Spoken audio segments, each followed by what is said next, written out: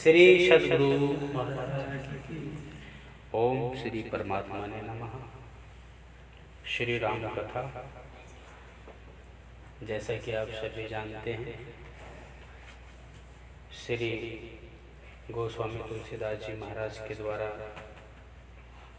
बहुत ही अवधि भाषा में लिखी गई भगवान की परम पवित्र कथा, जिसमें 7 कांड है। बाल कांड, अयोध्या कांड, अरण्य कांड, किष्किंधा कांड, सुंदर कांड, लंका कांड और उत्तर कांड। श्री सद्गुरु महाराज की जय। श्री सद्गुरु महाराज की जय। तो जैसे कि आप सभी ने सुना, 7 कांड, और 7 कांड में सबसे पहले श्लोक में गोस्वामी तुलसीदास जी महाराज ने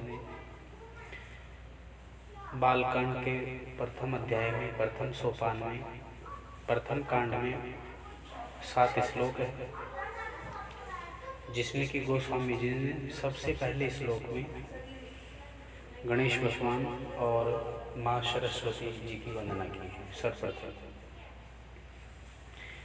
क्योंकि पृथ्वी के सबसे प्रथम देवता गणेश जी माने जाते हैं। अगर आप इस पृथ्वी में गृहस्थ आश्रम में हैं तो आपको सर्वप्रथम गणेश जी को पूजना चाहिए। और अगर आप गायन क्षेत्र में, लेक क्षेत्र में जाना चाहते हैं तो यहाँ इस क्षेत्र का प्रधान जो मेन अध्यक्ष है या मेन आप उसे कह सकते हैं, तो वो है माँ सरस्वती जी।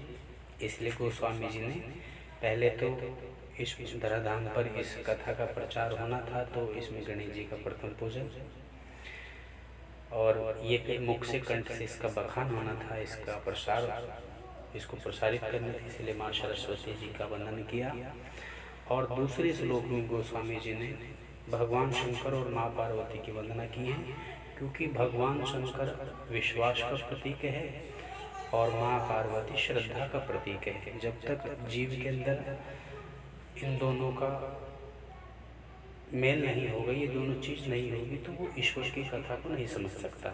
श्रद्धा और विश्वास, इसलिए भगवान शंकर को विश्वास का पात्र मानकर और माँ पार्वती को श्रद्धा का स्वरूप मानकर गोस्वामी जी ने इस कथा को कहा है।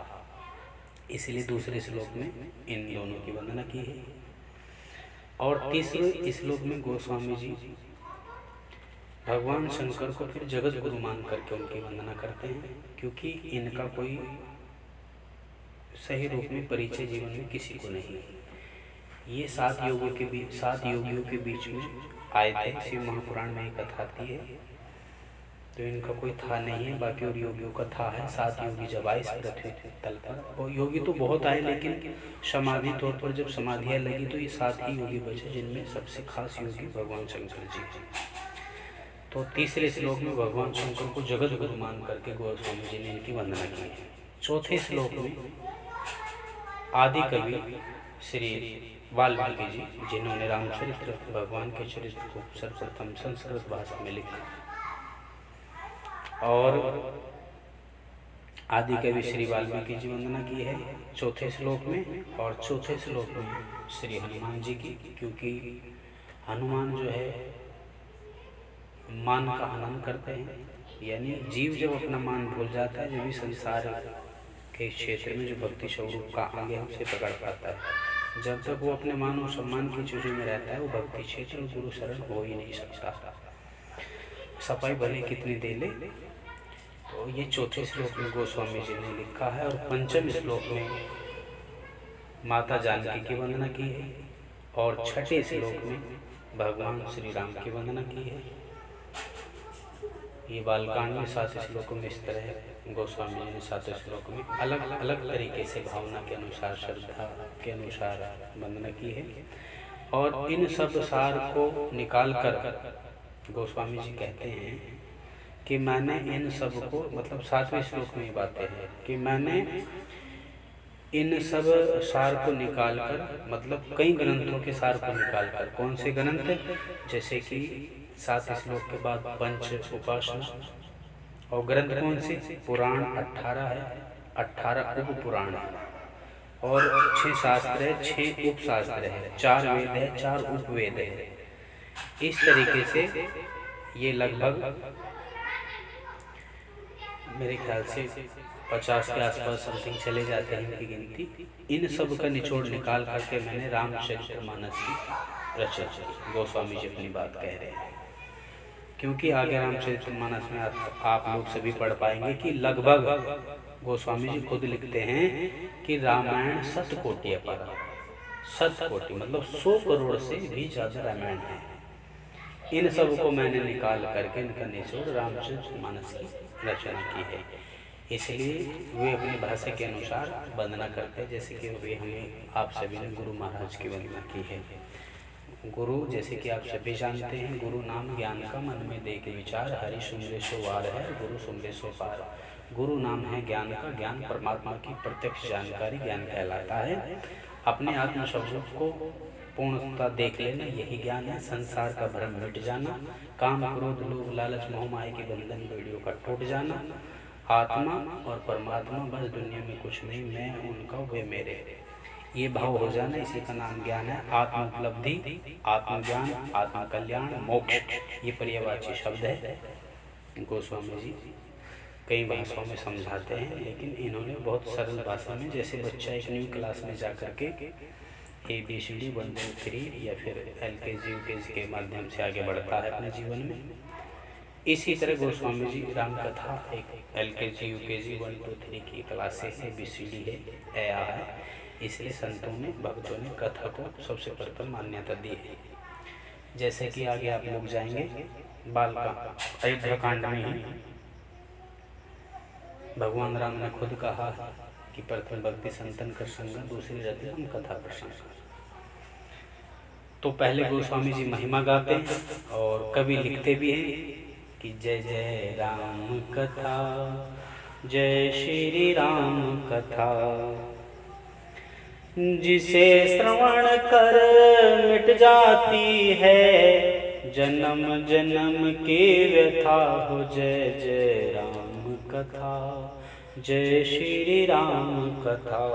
क्योंकि भगवान की कथा सुनते सुनते जीव के अंदर श्रद्धा बनती है, विश्वास बनता है, समर्पण बनता है, काम क्रोध लोभ लालच से लड़ने की उसके अंदर क्षमता आती है कथा को सुनने से।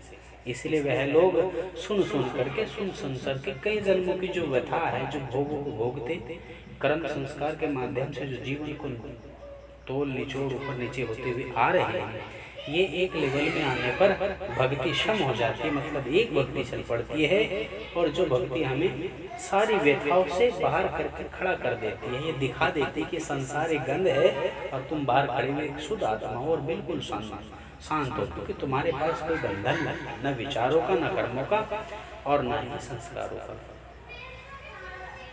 तो गोस्वामी जी ने कई चीज़ों में समझाया। आगे वो अपने रामचरित्र के दोहों में समझाते हम लोगों को। बालकांड के महामोह महिषेष विशाला, राम कथा कली का कराला, राम कथा शशि किरण समाना, संत चकोर कर जे पाना। भगवान की कथा सूर्य किरणों के समान है, जैसे धीरे धीरे 8 मिनट 3 पॉइंट कुछ में किरणें धरती पर पहुंचती है तो प्रकाश का जो है एक अलग ही महत्व होता है, और इसमें जीव को किसी चीज़ को देखने में परेशानी महसूस नहीं होती। उसके अंदर जो अंधकार का भय होता है वो उस भय चला जाता है। इसी तरह भगवान की यह कथा, राम कथा शशि किरण समान। शशि मीन्स सूर्य, किरण उसकी आ रही जो धरती पे। तो अगर हम लोगों के पास भी प्रकाश की किरणें हैं, ज्ञान सूर्य है और सत्संग उसकी किरणें हैं, श्रद्धा, समर्पण, सेवा इसके अंग है, तो राम कथा शशि किरण समाना। जब आप इन किरणों से टच हो जाओगे तो आप सूर्य से जुड़ गए। अगर आपके शरीर पर सूरज की किरणें पड़ रही है, धूप आपके शरीर पर है, तो इसका मतलब सूर्य आपसे टच है, आप उसके संदर्शन में हैं, आप उसकी छाया में हैं, आप उसके प्रकाश में हैं। प्रकाश में है तो भय नहीं, उसका प्रकाश गया, अंधकार आया तो आपको भय है। 8 बजे के बाद घर से ना निकलो, अंधेरे में ना जाओ, कई चीजों का भाई ऑटोमेटिक बन जाता है एक सांसारिक उदाहरण तौर पर। और संत चकोर कर जे ही पाना। संत भक्त और एक आम जीव जिसके जीवन में भक्ति की शुरुआत होती है, अगर वो सारी तरफ से अपने मन को हटा करके संत चकोर कर जे ही पाना, पान जो सारे तरफ चारों तरफ से अपने मन को हटा करके जो उसको पान करता है मतलब सुनता है, वो क्या हो जाता है। राम कथा शशि किरण समाना, संत चकोर कर जे ही पाना। सुन कर तुम्हें अमर हो जाए, श्री हनुमंत जथा हो जय जय राम कथा, जय श्री राम कथा। जिसे श्रवण कर मिट जाती है, जन्म जन्म के व्यथा हो जय जय राम कथा, जय श्री राम कथा। और इस कथा को किसने सुना तो गोस्वामी जी अगले पंथ में कहते हैं, राम कथा कलिका मद गाई, सोज संजीवनी मूरी सुहाई। राम कथा को कली कामद गाई मतलब कली काल में जो इसको गाता है यह संजीवनी बूटी की तरफ न काम करती है।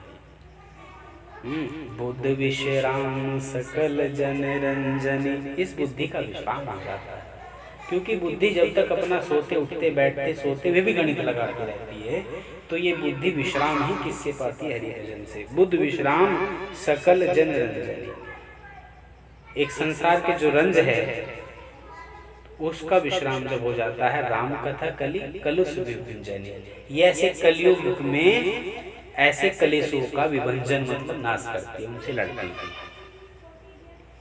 और आगे गोस्वामी जी भगवान की बात बताते हैं, राम कथा कलि बिटप कुटारी। राम कथा कलि बिटप कुटारी, राम कथा इस कलयुग में एक कुल्हाड़ी की तरह है। जैसे कुल्हाड़ी पेड़ों को काटती है, ठीक इसी तरह कली काल के जो वृक्ष है, काम क्रोध लोभ लालच अभिमान दिखावट बनावट अहंकार, उनके लिए राम कथा एक कुल्हाड़ी रूप है। अगर आप इसे रखते हैं तो ये कुल्हाड़ी रूप है जो काम क्रोध लोभ लालच अभिमान दिखावट बनावट रूपी वृक्षों को काटती है। इसलिए राम कथा कलि बिटप कुठारी, सादर सुन गिरिराज कुमारी। भगवान शंकर ने ये बात कही है बालकांड में माँ पार्वती से कि सादर सुनु गिरिराज कुमारी, राम कथा कलि बिटप कुठारी, कि ये कली काल में एक कुठार है, एक शस्त्र है जो उसका नाम है वो पेड़ को काटने वाली कुल्हाड़ी। राम कथा कलि बिटप कुठारी, सादर सुनु गिरिराज कुमारी, सादर सहित सुनो। राम कथा सुंदर करतारी, यह सारे कर्म सुंदर करती है और संशय विहग उड़ावनारी। जो सुनता है उसके जीवन के आध्यात्मिक रास्ते पे चलने के जो संशय है, संसार की बातों को लेके, रीति रिवाजों को लेके, इष्ट देवी देवताओं को लेके और संतों को लेके, शास्त्र को लेके, भक्ति स्वरूप को लेके, ये जितने भी संशय है जिसके कारण भक्ति मार्ग में सही भजन कर ही नहीं पा रहा है, राम कथा सुंदर करतारी और संशय उड़ावन बिहारी। जैसे ही संशय के रूप में मतलब ताली बजी तो वे संशय के जो पक्षी है वो उड़ जाते हैं। लेकिन राम कथा रूपी आपके पास राम कथा रूपी सुंदर करतारी का क्रम होना चाहिए बैठने का। इसीलिए तेरा भी सब संशय भागेगा, माँ पार्वती कर जथा। राम कथा में, रामचरितमानस में भगवान शंकर ने माँ पार्वती का कई जगह संशय किया है दूर, लेकिन वो मानी नहीं, कारण वो सत्संग कथा से दूर थी। जब सुना, जब समझे तब वो पास आई। आगे गोस्वामी जी इस प्रश्न को बढ़ाते हैं। रामचरितमानस में वैसे 4 वक्ता है, जैसे कि आप सभी कथा सुनते ही रहते हैं। जैसे एक सरोवर के 4 घाट, एक घाट के एक सरोवर के 4 घाट होते हैं ना, हर घाट पर इसी तरह इस राम कथा के भी 4 घाट, मतलब 4 जगह ये कथा कही जा रही है। जैसे कि हर घाट पर एक कहने वाला है और एक ही घाट पर सुनने वाला है। यहाँ भीड़ का कोई काम नहीं है। आज के समय में हर आदमी इसी बात को लेके बैठ जाता है कि भीड़ आनी चाहिए, ठीक है, लेकिन भक्ति क्षेत्र और कथा क्षेत्र, सत्संग क्षेत्र से भीड़ और अभीड़ से कोई मतलब नहीं। जो इस पर विचार करता है बेकार है। प्रोग्राम करो, भीड़ आए ना आए इस पर कभी विचार ना करो, क्योंकि ये विषय भक्ति का नहीं है। पहला घाट कहाँ है और यहाँ वक्ता कौन है? तो इस पहले घाट का नाम बताया कि ये घाट है शरणागति घाट। यहाँ कहने वाला कथा कौन है, वक्ता कौन है? तो यहाँ वक्ता है पूज्यपाद गोस्वामी तुलसीदास जी। और श्रोता कौन है? तो गोस्वामी जी ने इस कथा को माँ गंगा मैया या संतजन या फिर अपने निज मन को सुनाई, कन्फर्म कुछ नहीं, ऐसा दिया गया। और ये घाट कहाँ है? तो ये काशी में, और इस घाट का नाम है अस्सी घाट। आप जाएंगे कभी देखेंगे। और इस घाट का नाम शरणागति घाट है, क्योंकि रामचरितमानस में जितनी भी शरण में भगवान की शरण होने की जितनी भी बातें आई है, वो सारी की सारी बातें गोस्वामी जी ने कही। क्योंकि एक भक्त तो भगवान की शरण होने की ही बात करेगा, तो वे सारी बातें पूज्यपाद गोस्वामी जी ने कही है। क्योंकि आप इस बात को जान अच्छी तरह समझ सकते हैं कि जो आदमी जैसा होता है वो वैसी बात करता है। तो गोस्वामी जी जो है शरणागति भाव के थे, समर्पण भाव के थे, इसीलिए उन्होंने जितनी रामचरित्र में बातें आई है, सातों कांड में समर्पण की बात जहाँ भी आई है वो मात्र गोस्वामी जी की है, अपनी निज बातें है। और राम कथा जैसे कि आप जानते हैं, जैसे कहा गया कि राम कथा कली कामत गई। कली काल में जो जिस भाव को लेकर इस कथा को सुनता है, पूरी कथा जो समझता है या जो सेवा करता है, उसकी धर्म सम्मत हेतु कोई भी कामना होती है तो गोस्वामी जी ने लिखा है कि वो पूरी होती है, धर्म सम्मत। ध्यान देना, सुनते समय त्रुटि ना हो, दिमाग कहीं और न चला। धर्म क्षेत्र कुरुक्षेत्र समवेता युयु उत्सव। धर्म ईश्वर की शरण में जाना ही धर्म है। ईश्वर के अकॉर्डिंग कोई भी काम करना धर्म है। वो सेवा हो, वो सत्संग हो, वो भजन हो, वो चिंतन हो, वो चाहे कुछ हो, लेकिन होना चाहिए धर्म क्षेत्र का। और ये है कुरुक्षेत्र। कुरुक्षेत्र की चीजें नष्ट होने वाली है और धर्म क्षेत्र की चीजें अनष्ट होने वाली है, जिनका हिस्सा आपको हर जन्म मिलेगा, चाहे जन्म हजार लेने पड़े।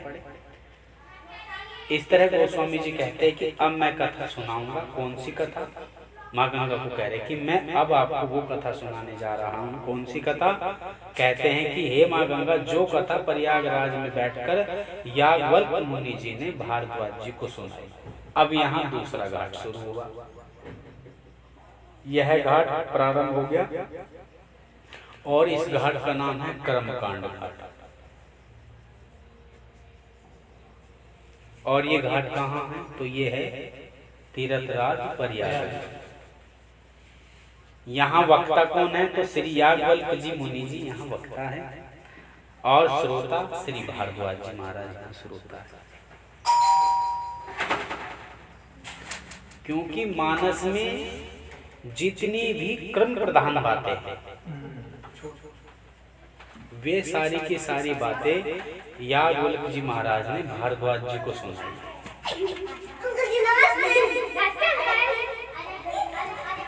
और कहा है कि याज्ञवल्क्य जी कहते हैं कि हे भारद्वाज जी, ये जो कथा है भगवान की, ये महिषासुर का वध जिस तरीके से शिव महापुराण में महिषासुर का वध जिस तरीके से माँ काली ने किया था, इसी तरह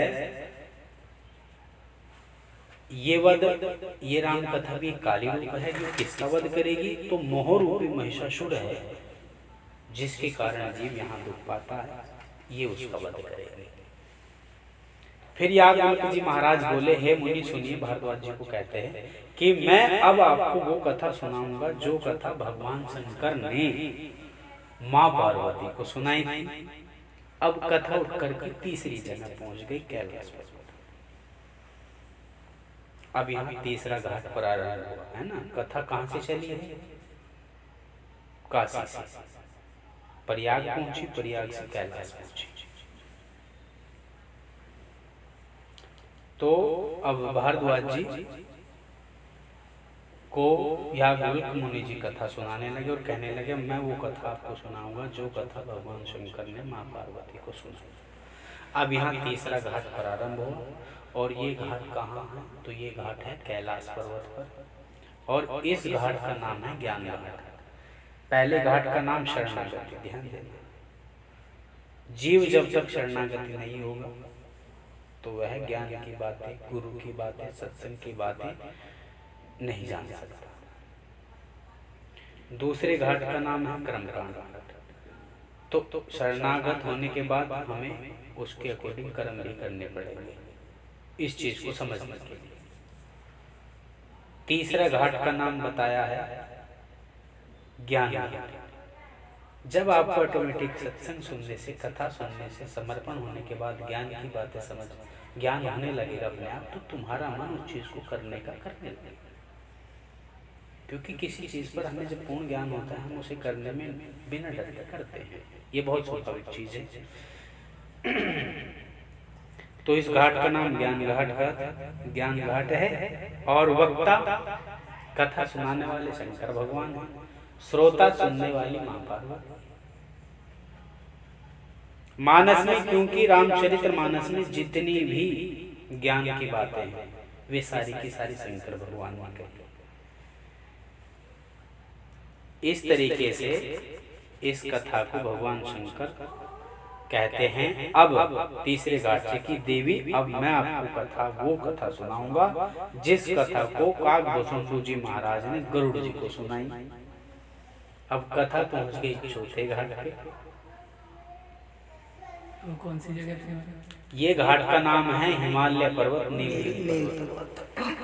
ये जो हिमालय, हाँ हिमालय की ओर। अब ये नहीं पता कि वो बद्रीनाथ है कि कहाँ। नील पर्वत तो इसे भी बोलते हैं, जहाँ अपना नीलगिरी पर्वत है, उसका नाम हिमालय।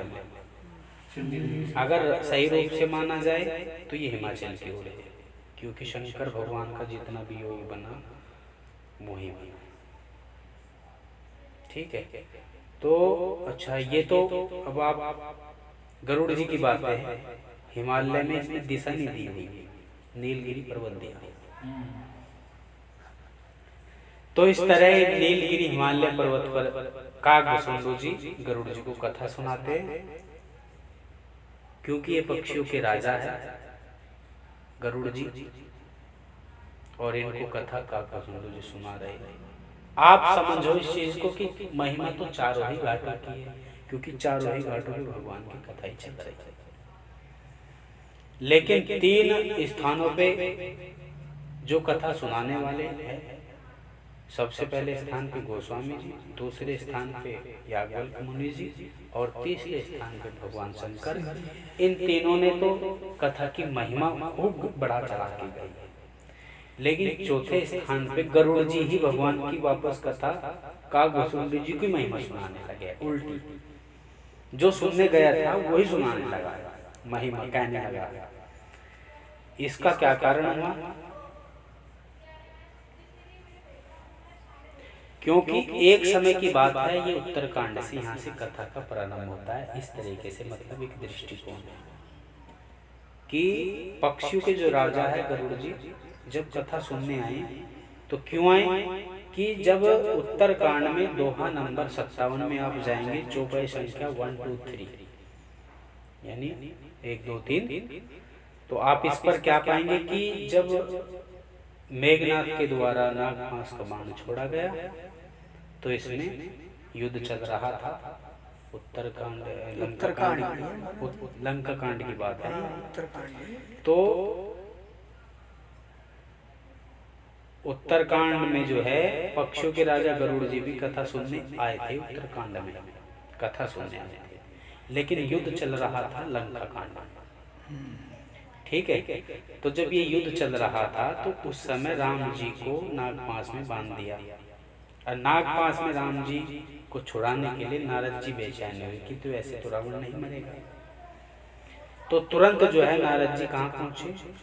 भगवान विष्णु श्री हरि के वाहन के पास, गरुड़ जी के, क्योंकि गरुड़ जी सांपों को खाते हैं, उनका भोजन ही वही आज भी खाते हैं। तो गरुड़ जी ने राम जी को बंधन से नारद जी और हनुमान जी के कहने पर छुड़ाया। हनुमान जी भी पहुंच गए थे तो उनको जा करके जब छुड़ाया तो जैसे ही छुड़ाया तो गरुड़ जी को यहाँ थोड़ा अपने में ये हो गई, ये कहाँ के भगवान हैं, मैंने छुड़ाया, इनके बस का क्या है, क्या युद्ध जीतेंगे। तो यहीं से ये माया ने इतना कहते ही पकड़ लिया, ईश्वर की माया ने पकड़ लिया।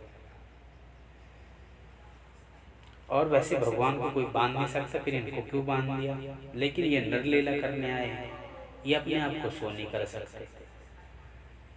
किसी न किसी, अगर जहाँ भी इन्होंने सो किया तो किसी न किसी वस्तु का सहारा जरूर लिया, कहीं एकदम डायरेक्टली अपने आप को कहीं सो नहीं किया, क्योंकि नरलीला है, सीमा से बाहर नहीं जा सकते।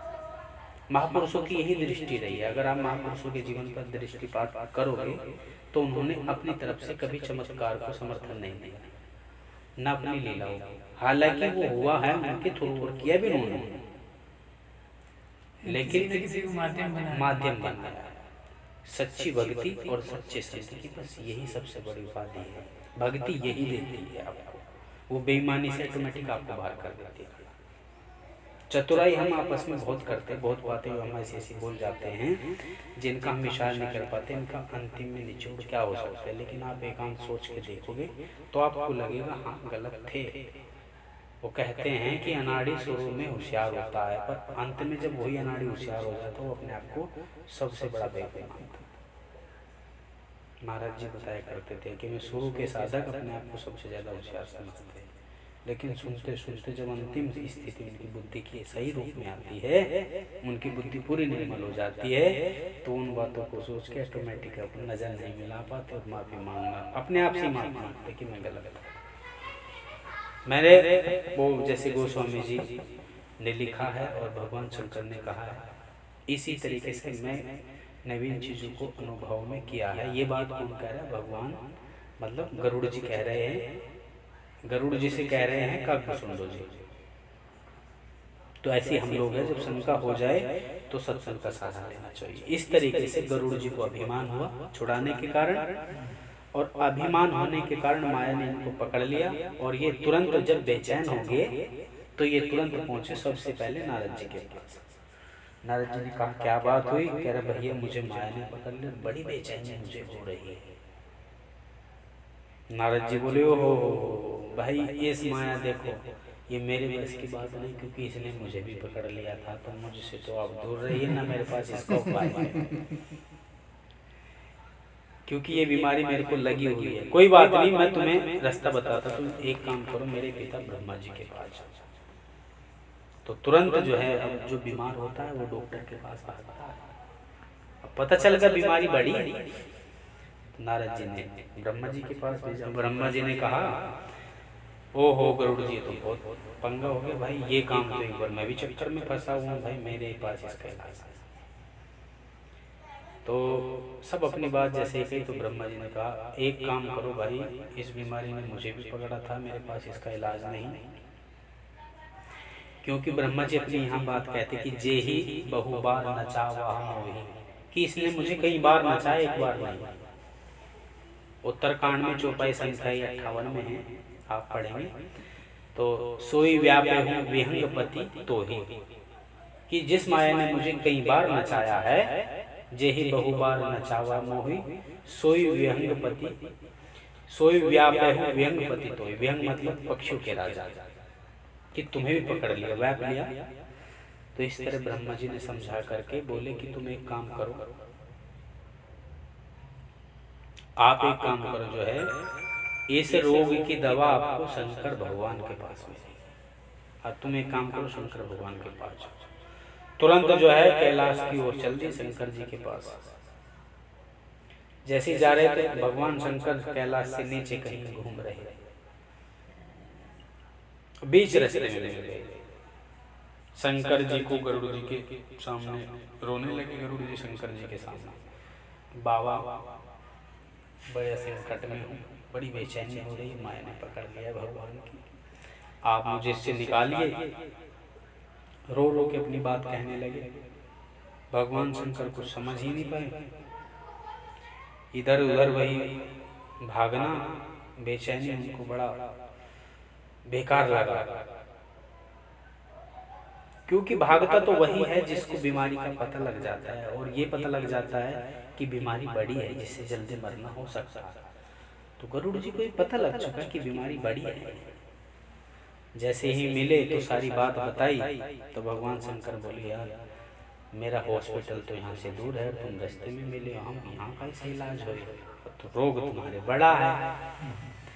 तो और दूसरा एक कारण और है, दूसरा कारण ये है कि आप पक्षी, मैं नर्तन शरीर में, पक्षियों की भाषा पक्षी जान सकता है। मतलब ये बात शंकर भगवान ने गरुड़ जी से नहीं कही कि इसका इलाज आपका वहीं हो सकता था, मैं वहाँ हूँ नहीं, पर कहा कि भैया इसका बहाना बना लिया कि वहाँ एक काम है, उपाय मिल गया, मेरे से भी बड़ा एक डॉक्टर है, आप वहाँ जाइए, एक डॉक्टर मेरे से भी बड़ा है, आप वहाँ जाइए। और वो 24 घंटे हॉस्पिटल खुला रहता है, आप जाइए। तो कह रहे शंकर जी उपाय मिल गया, आपकी बीमारी वहां दूर हो जाएगी, क्योंकि ये बीमारी इतनी है कि आपको बहुत लंबे समय तक सत्संग करना पड़ेगा, लंबा इलाज होगा मतलब। तब कहा, देखो ये भगवान शंकर ज्ञान घाट पे बैठे तो ज्ञान की बात कर रहे हैं। तब ही होई सब संशय भंगा, जब बहुकाल करहि सत्संगा। हे गरुड़ जी, आपका संशय भंग जब ही होगा जिस समय लंबे समय तक सत्संग, दूसरा उपाय नहीं। आप जब आप बहुत काल तक सत्संग करेंगे तब आपका संशय समाप्त हो जाएगा। इसलिए भगवान शंकर आगे कहते, बिनु सत्संग ने हरि कथा, देखिए ये शंकर भगवान की बात है, बिनु सत्संग ने हरि कथा ते ही बिन मोहन भाग, और मोह गए बिन राम पद होई ने दृढ़ अनुराग। दोहा नंबर 61 है उत्तरकांड में। इस तरह 7 श्लोकों की आप सभी ने बात को श्रवण किया। जैसे कि एक शुद्ध भाषा में प्रथम श्लोक में वर्णान नामार्थ संज्ञानाम रसानाम छंद समापि मंगलानाम चय कर्तरो वाणी वंदे विनायको भवानी शंकरो। दूसरे श्लोक में भवानी शंकर वंदे श्रद्धा विश्वासोपण याभ्याम विना न पश्यन्ति सिद्धा स्वान्ता स्थिम ईश्वरम। तीसरे श्लोक में वंदे बोधमयम नित्यम गुरु शंकर रूपणम यम अश्रितो ही वक्रो चंद्र सर्वत्र वंदते। चौथे श्लोक में सीताराम गुण ग्राम पुण्यारण्य विहारण्य वंदे विशुद्ध विज्ञान कपीश्वर कपीश्वर हो। चौथा पंचम श्लोक उभद्धव स्थितम संहार कारणी कलेशम हरणी सर्व शेखरम सीता नतो हम राम बल्लम। छठा में श्लोक यान महा या वर्षंति विषम बकलम ब्रह्मादिदेवश्वरम। इस तरह 7वें श्लोक नाना पुराण निगम सम्मत यदा रामायण निगतति कच्छति उपाधेय स्वांत सुखाय तुलसी रघुनाथ दासाय भाषा निबंध मति मंजुल मात मोती। इन सब का सार निकाल कर मैंने राम कथा को लिखा। अब मंगलाचरण में लोकाभिरामाण रण रंकाधीरम राजीव नेत्रम रघुवंशनाथम कारुण्य रूपम करुणाकरतम श्री रामदूतम शरणम प्रपद्ये कपूर गौरम करुणावतारम संसार सारम दुष्केन्द्रहानम सदा वसंत हृदयारविंदे भवन भवानी सहितम नमामि मनोजवम मारुततुल्य वेगम जितेन्द्रम बुद्धिमत वरिष्ठम वातात जन्म वानरयुतमुख्यम श्री रामदूतम शरणम प्रपद्ये। इस तरह सीताराम सीताराम सीताराम श्री सीताराम चरण रति मोहि अनुदीन बढ़ऊ अनुग्रह तो ही, ये प्रार्थना भरत जी ने प्रयागराज में की थी जिस समय वो भगवान राम के राज्य सौंपने जा रहे थे। माँ गंगा से प्रार्थना भरत जी ने की थी। सीताराम चरण रति मोरे अनुदीन बढ़हु अनुग्रह तोरे। जेहि विधिनाथ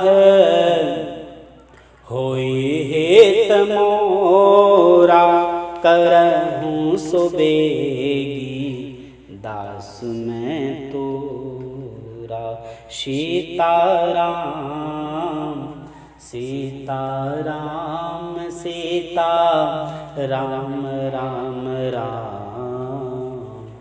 इस तरह भगवान शंकर ने गरुड़ जी से बहुत सारी बातें कही। इस तरह गरुड़ जी नीलगिरी पर्वत जहाँ पर कौवा महाराज है, लेकिन उनका दर्शन करने से पहले ही आश्रम में रात दिन कथा होने के कारण, इतना उच्च कोटि का प्रभाव होने के कारण वहाँ जाते ही गरुड़ जी का सारा संशय दर्शन, आश्रम दर्शन करते ही समाप्त हो गया। ऐसा प्रभाव पड़ा और सारा संशय दूर हुआ। इतने में ही गरुड़ जी कथा आश्रम के अंदर जाने वाले थे, लेकिन इधर काकभुसुंडू जी भी बड़े बड़े लंबे चौड़े कई कई हजार वर्षों के लंबे पक्षी आए हुए थे हर प्रकार के, और काकभुसुंडू जी कथा सुनाने ही वाले थे, शुरू करने ही वाले थे, लेकिन नजर पड़ गई गरुड़ जी पे। ओहो, गरुड़ियों के राजा आए हैं, आइए उनका सेवा सत्कार किया। फिर कहा किस कारण आए हैं? तब गरुड़ जी कहते हैं, सुने हूँ तात जही कारण आया हूँ, सो सब भयउ दरस तब पाया हूँ, देखी परम पावन तब आश्रम। आया था मैं जिस कारण, लेकिन आपका आश्रम देखते गए हूँ मोह संशय नसावन। मैं जिस संशय के कारण आया था वो तो आश्रम देखते ही सब दूर हो गया। अब श्री राम कथा अति पावनी, सादर सुना वही मोही। अब मुझे भगवान की कथा सुनाइए हैं, बार बार विनय पर तो ही मैं आपके चरणों में बार बार इस तरह विनय करता हूँ। इसी के बीच में जय जय राम कथा, जय श्री राम कथा, भगवान की पावन महिमा यहाँ शुरू होती है। इस तरह बालकांड के माध्यम से इस कथा का प्रारंभ होता है। जैसे कि आप सभी जानते हैं, गोस्वामी जी इस कथा को यहाँ से अब प्रारंभ होती है। अभी तक तो कुछ भी नहीं, मात्र यहाँ महिमा की परिचर्चा। इस तरह गोस्वामी जी कथा का रूप दर्शन दिखाकर, मतलब ये कवियों ने इस तरीके से इसको पेश किया है, गोस्वामी जी ने इसको इस तरीके से पेश नहीं किया है, ये आज के कवियों ने पेश किया है।